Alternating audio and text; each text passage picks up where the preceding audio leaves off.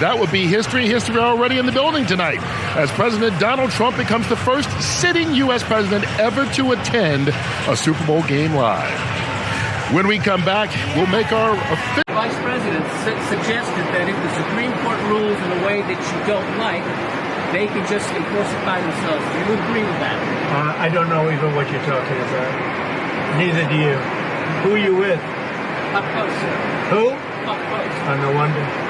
I thought they died. Are they still around? I haven't read them in years. I thought they died.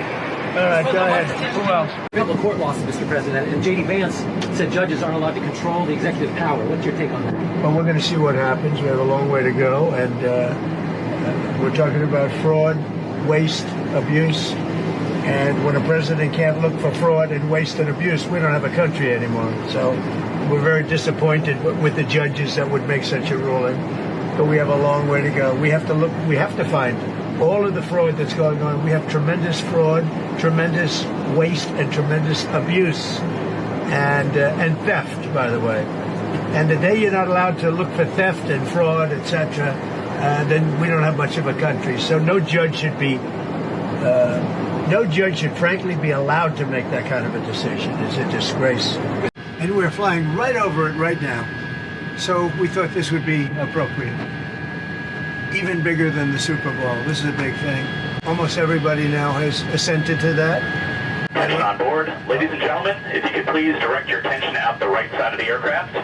Air Force One is currently in international waters for the first time in history, flying over the recently renamed Gulf of America.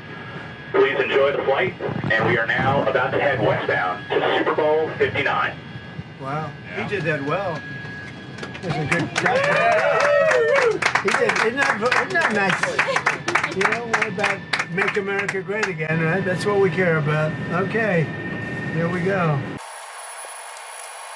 So this is a famous pen now, and we'll put it with something. I'll ask you to do whatever you think we should do with it, Mr. Secretary. Do you want to talk about, Doug, Secretary of the Interior, and also working with Chris Wright on extracting vast amounts of oil and gas and making our country rich? Would you like to say something? Well, with the Gulf of America, this is a historic day. We want to thank President Trump. His executive order is what set this in motion. We signed a secretarial order as Secretary of Interior directing the U.S. Geologic Survey, who is responsible for the database, which is the Geographic Names Informational System. And so just prior to this signing, if you will, the button was pushed. It became official with this proclamation to call today Gulf of America Day. But now it's going out. As we're sitting here right now, our team is calling all the map providers, so Google Maps, Apple Maps, all the map people. That change will take effect this afternoon to Gulf of America. So again, fantastic. Thank you, President Trump, for setting this all in motion with your executive order. It's an exciting fun day, and great to do this as we're flying over the Gulf of America.